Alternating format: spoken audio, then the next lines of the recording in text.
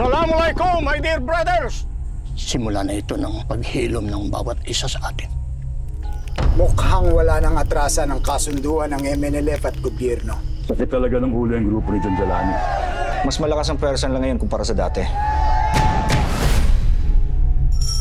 Father, maraming salamat po at hinayaan niyong magmarcha ang aking anak. Sige po, kung ano pa may tutulong ko, sabihin niyo lang ha. Father, may dumating po na sulat para sa inyo. Anong laman ng sulat? Your soul, the seed scattered is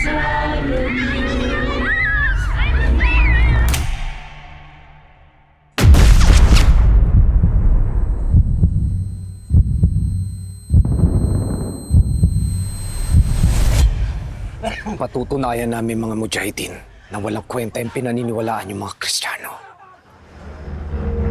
Sumalaki ang Abu Sayyaf sa tumahubong kasinangkapan. Mahigit 50 hostages ang hawak ng Abu Sayyaf group sa ngayon. Sila mismo ang lumalabag sa turo ng Islam. Hayaan niyo po ba na sirain nila ang relihiyon natin? Lilipulin namin ang lahat ng mga Abu Sayyaf to end this bullshit violence. Alisin niyo lahat ng mga krus dito sa Pasilan. Ngayon hindi ko alam kung ano yung mangyayari sa amin. Basta, lagi natin bantayan ang isa't isa. Sasama siya. Kumakasta kayo! Parang sa inyo lugar na ito! Sorpresa to para sa mga parinta. Subukan mong magsabi ng hindi tama sa mga pres.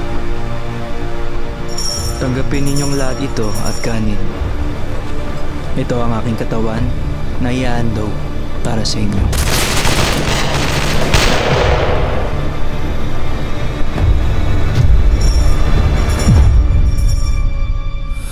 Saan yung magliligtas sa atin, Father?